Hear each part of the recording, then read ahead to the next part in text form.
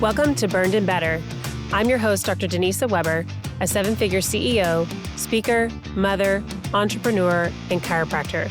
Over the last 15 years, I've faced the highest highs and the lowest lows of entrepreneurship, motherhood, and leadership.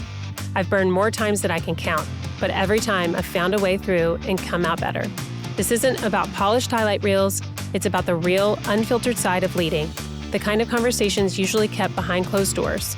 Here, I share my own stories and sit down with leaders who've stumbled, recalibrated, and built something worth leading. So if you've ever felt the weight of success or wonder what it looks like to fall hard but rise stronger, you're in the right place. Let's normalize the messy middle of leadership and step into the episode. Hey guys, welcome back to another episode of Burned and Better.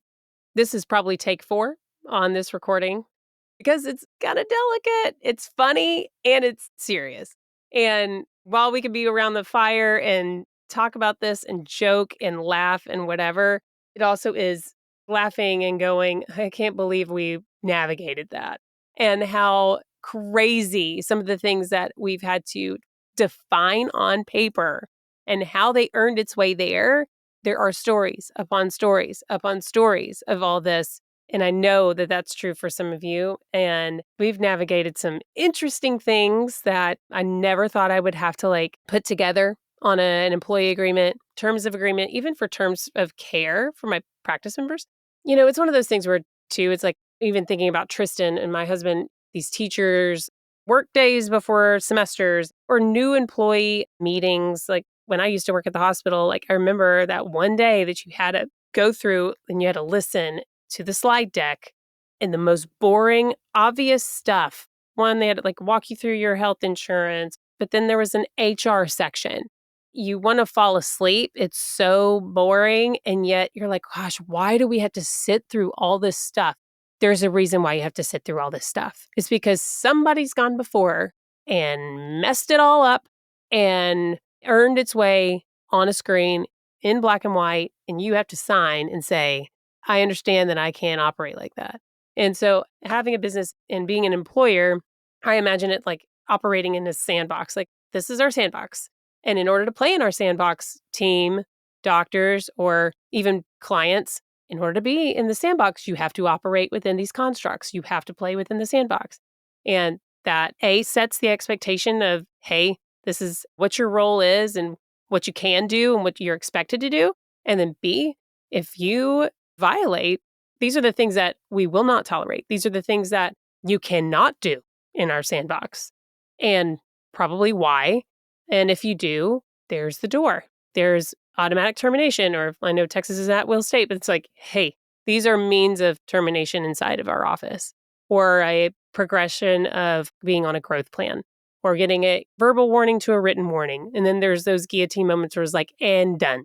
Because it can get real messy real fast. That sand will fly out of there. And I just imagine even with little kids, if you don't spend the first day of school saying this is what everything is, this is how I expect you to act, this is how I expect us to operate within this classroom or whatever, they're going to just do things. And just you can't get on to them and say, can't believe you're doing that. You never told me that I couldn't do that. And then there's some things where you're like, I can't believe I have to tell you that because I feel like everyone knows that that's not how you're supposed to behave. There's some of that. I'll give you a couple examples. Inside of our employee handbooks, I have a non-disclosure. Yes, there's HIPAA and there's privacy policies. There's also non-disclosures. There's also a non-solicitation clause. And there's also non-solicitation on the terms of agreement of care for my practice members, for our patients. When they sign the terms and conditions inside our practice, literally states our non-solicitation clause because of things that have happened in our practice. Whether it is finding out that an assistant was using our EHR system to look up certain people's addresses so that she could look it on Zillow and find out how much their homes were worth. Found that out, talk about my blood boiling. That was absolute violation of privacy. And finding out that based on that knowledge, there was a wooing of those people and spending time and finding out that there was marketing of her own babysitting services to these people. Kid you not. Finding these things out, it was not good. In our area, I will give some context to this. I have some of these in place because some of it, I wouldn't say it's unique to where we're at, but I will say it's a little more, I've had to be way more cognizant of it than some of my other colleagues that are not necessarily like in areas where very well known people are and well known families or old money or people who are on leagues and play sports and highly affluent families. And in order to protect the people that are coming into our office from, let's say, an hourly employee that is completely geeked out because they're there, and to keep them from taking advantage of having contact with those people, it's just, again, it breaks my heart that it happened inside my office. And at the same time, I've gotten so mama bear. I am such a mama bear when it comes to these things. As a business owner, it's brand reputation. Even it's my family's reputation. I've served in this community for over 15 years.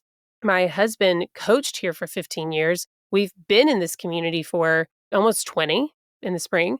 And based on the reputation of my husband getting to know families and getting to know their sons and coaching their kids and us knowing these families because of that, or even them like trusting me because of his reputation, or friends of friends because they knew Coach Weber and Coach Weber's wife has her practice here, and things that have piggybacked off of the reputation of our family being in the community. And so when things like this happen, at the end of the day, that is going to have a negative impact on our reputation. On the business owner's reputation, it's going to be a negative impact on the brand. And so when stuff like that happens, to find that out, I was absolutely mortified. And we got things on paper real fast. So now there's non-disclosure. You can't talk about who we see in our office. I mean, you think that would go without saying, but it's like, no, you cannot. That's not something that you can do. And HIPAA's got its own laws and everything, but it's like, here I am. I'm like, okay, I guess we're going to have a HIPAA training, even though it's clearly stated we're going to have HIPAA training. We're going to have Tammy walk you through. Thank God for my HR company, which I mean, I was a fish out of water before and I was out of my depth. And when I hired them on, we went through everything. We went through the employee handbooks to the agreements, each individual's agreements, to terms of agreement for our practice members, redefining. That way it's like everyone is very clear about should you get pregnant, this is what this would look like. If you have an accident skiing, this is what this would look like for you. These are causes of termination. Everything spelled out. And beforehand, I'm just hiring employees and being like, okay, this is the job description. I need you to do this. And we would go on our daily whatever until one day you land yourself in a place where you're like, excuse me, what happened in my office? You did what? I'm sorry. How did she get your contact? We've even had stage 5 clingers that were employed. Some of these things you don't know until you know. And hopefully you know before a 90-day probationary period is over. But even then, those kind of character traits, they start to show up. And if you don't meet them right head on, you get what you tolerate. You're going to get it. And then once they know it's okay and you're not going to call them out on it, push, push, push. And then it's going to be a take advantage of, exploit here. I can't have that with my clientele. That's disrespectful, not only to them, it's disrespectful to me. It's disrespectful to the respectful employees that are inside of our office. So there's that. I've had to even protect my employees from practice members. Because of where we're at, I've also had people come in for care that wanted to use our client base for their own personal gain. They come in, they have their own company, they want to market to our clientele. And then I don't know that until they're in and it's like, oh, let's use this and let's use this, like, and we always say like who we're using and what we're doing and all this kind of stuff. And turns out what was happening was there was solicitation to even our employees.